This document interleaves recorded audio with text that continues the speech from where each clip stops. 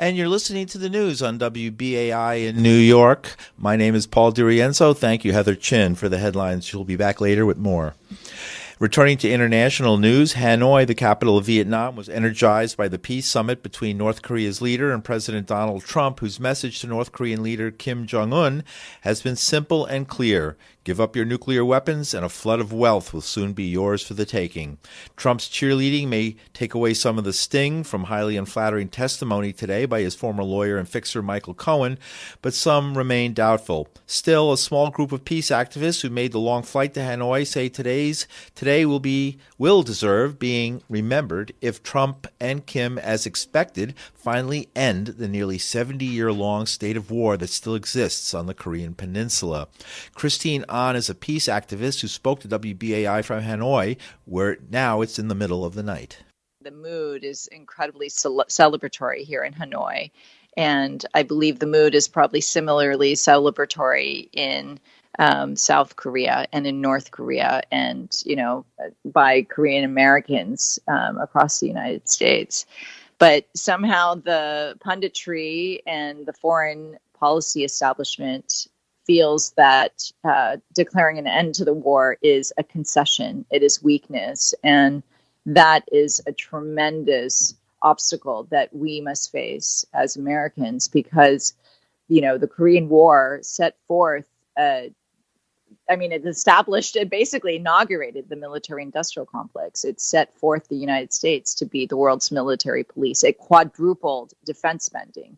And, I just think that, the military-industrial complex isn't just the defense contractors like Lockheed Martin and Boeing that are just making a killing, literally, and, wasting precious government dollars that should be redirected towards things that give us true security, the things like education and healthcare. And, we have an opportunity with this new U.S. Congress, which represents probably the greatest diversity and, looks the most like Americans, people of color, women. And the great news is that today, the 20 members of Congress, led by Ro Khanna from California, Congresswoman Barbara Lee, and Andy Kim, who was the first Korean American, introduced a resolution calling for an end to the Korean War, calling on the president to establish a process towards the signing of a peace agreement. This is really significant because we know that there have been many Democrats who have Chuck Schumer, and, New Yorkers should make a call to Senator Schumer and say, we hail the fact that the president, despite our hating 99% of what he has done, is doing the right thing. And we don't want Democrats to get in the way of this historic peace process and historic end to the Korean War that 9 out of 10 South Koreans want. So, this is not going to happen for another lifetime. And we've been waiting for 67 years for this declaration of the end of the war. It's, 67 years too late, but better late than never.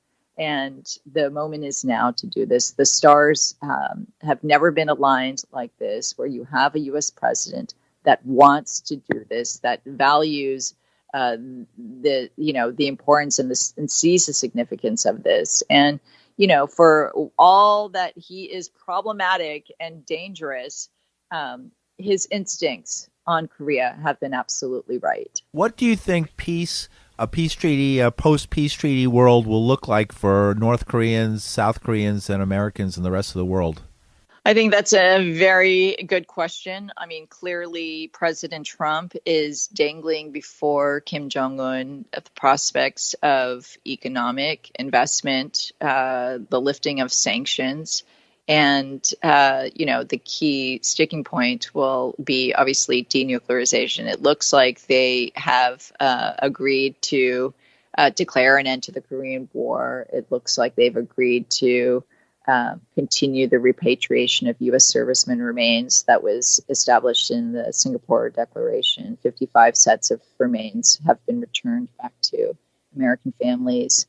The other issue, sorry, it's in the middle of the night. Looks like there may be some partial lifting of sanctions, especially ones that impact inter-Korean progress. So in, the Kaesong Industrial Complex, which is in Kaesong in the DMZ area, that, was a thriving, economic zone of providing jobs for 50,000 North Korean workers and small businesses from South Korea.